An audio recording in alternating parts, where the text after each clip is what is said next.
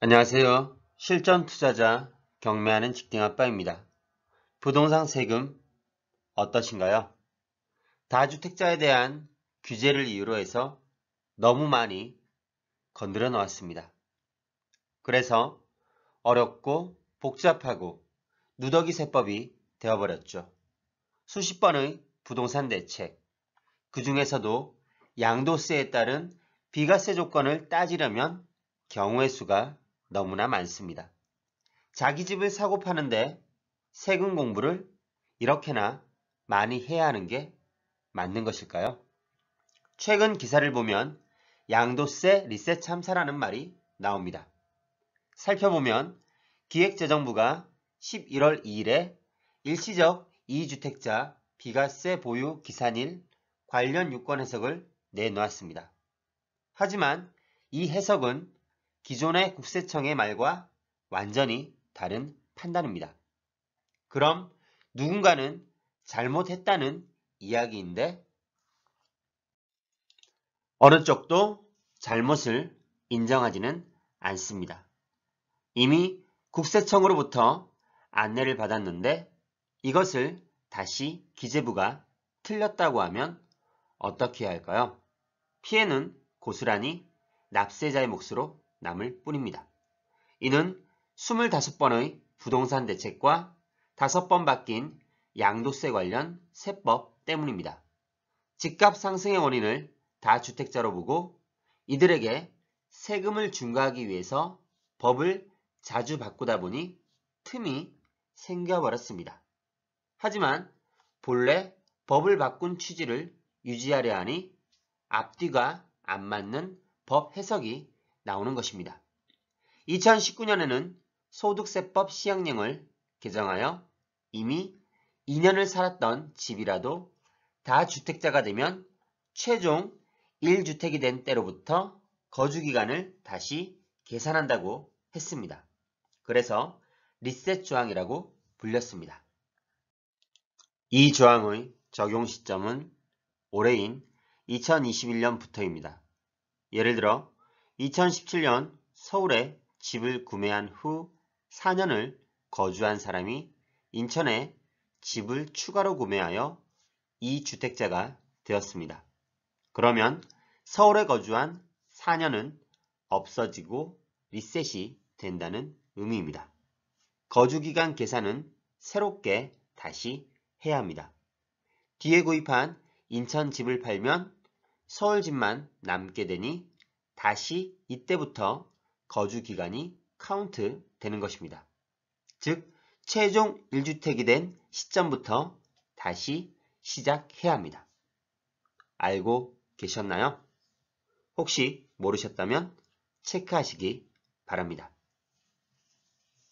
이번에 기획재정부가 발표한 유권 해석은 2주택자가 3주택이 된 후에 한 채를 팔아서 일시적 2주택이 된 경우에도 이 리셋 조항을 적용시킨다는 것입니다.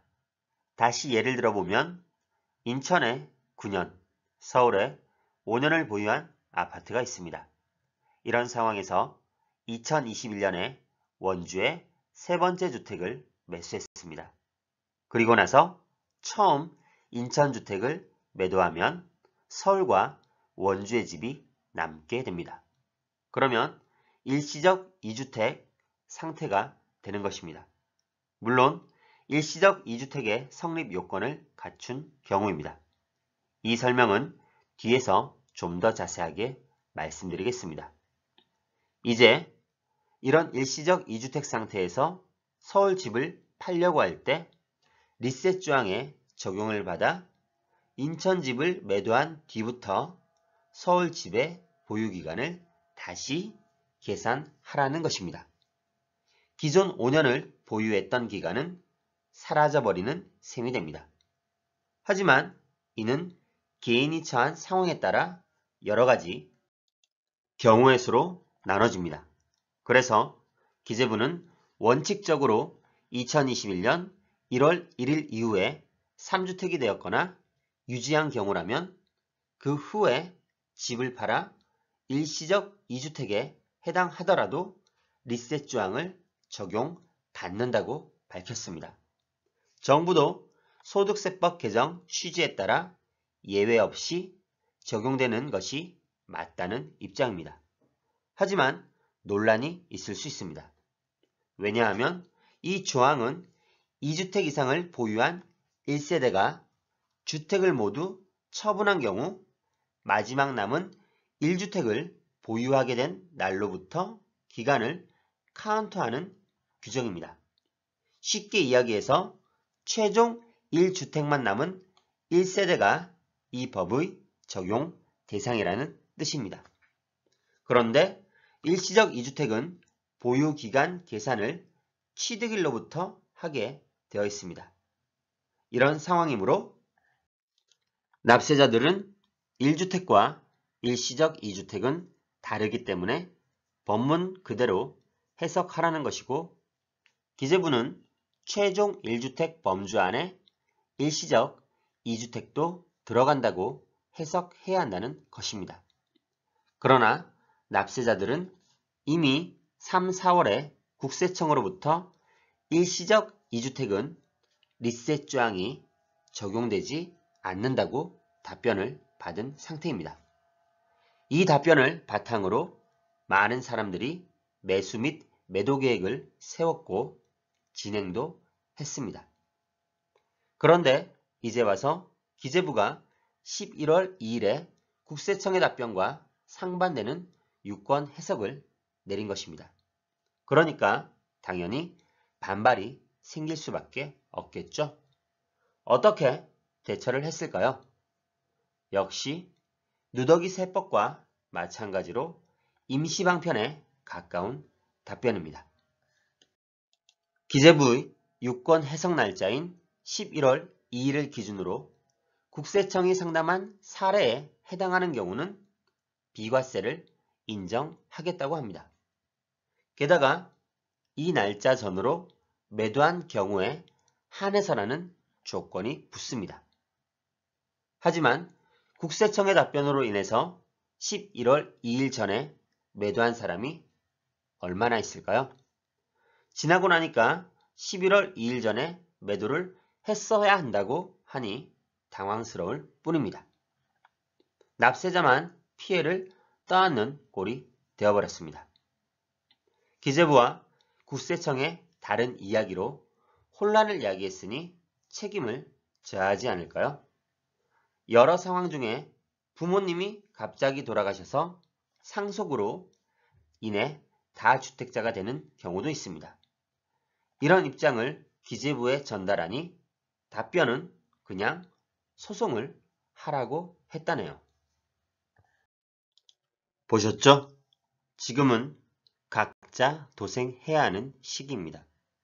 자신이 처한 상황과 여건을 올바르게 파악하는 것이 중요합니다.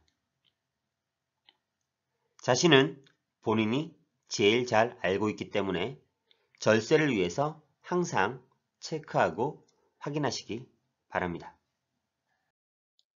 마지막으로 일시적 2주택의 성립 요건을 말씀드립니다.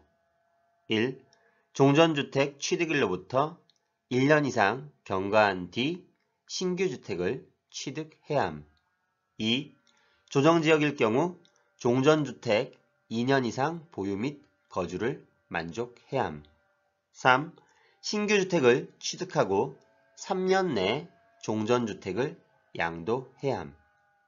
2019년 12월 17일 이후 취득은 1년 내에 종전주택을 양도해야 하고 신규 주택의 이사 및 전입신고를 마쳐야 함. 임차인이 있다면 계약 끝날 때까지 유예 가능입니다.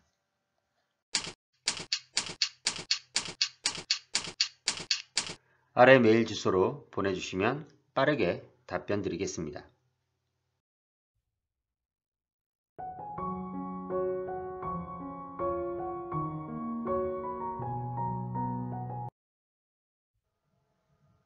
네이버 카페에 오시면 더 많은 정보를 확인하실 수 있습니다.